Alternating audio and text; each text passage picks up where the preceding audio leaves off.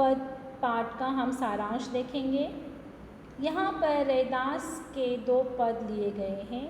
पहले पद में कवि ने भक्त की उस अवस्था का वर्णन किया है जब भक्त पर अपने आराध्य की भक्ति का पूरा रंग तरह से पूरी रंग से चढ़ जाता है। कवि के कहने का अभिप्राय है कि एक बार जब भगवान की भक्ति का रंग भक्त पर चढ़ जाता है तो भक्त को भगवान की भक्ति से दूर करना असंभव हो जाता है। और कवि कहता है कि यदि प्रभु चंदन है तो भक्त पानी है।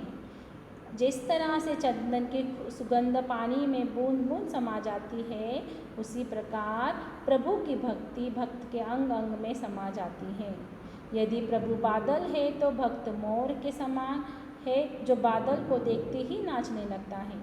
यदि प्रभु चांद है तो भक्त उस चकोर की पक्षी की तरह जो बिना अपनी पलकें झपकाए चांद को देखता है।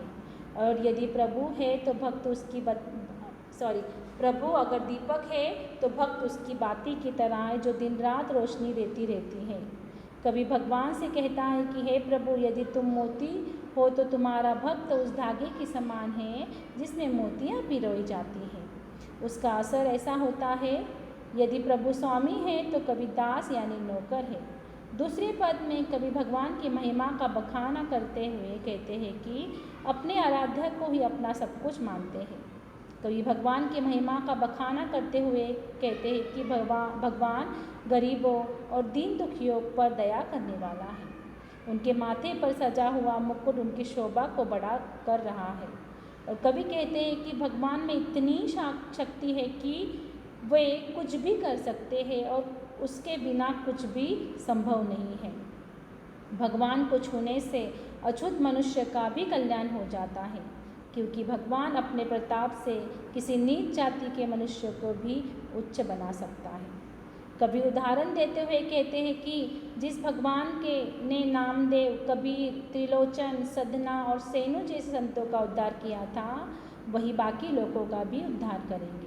और कभी कहते हैं कि वे सज्जन व्यक्तियों, तुम सब सुनो, उस हरि के द्वार इस संसार में सब कुछ संभव है।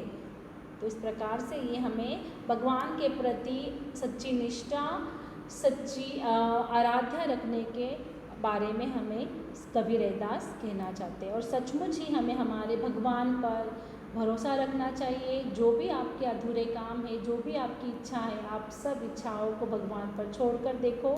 सच में आपके मन में वो भगवान ज़रूर पधारेंगे और आपकी सारी इच्छाएं पूर्ण करेंगे। तो इस प्रकार से हमारा यह पाठ यही समाप्त हुआ। आज के लिए इतना ही। धन्यवाद।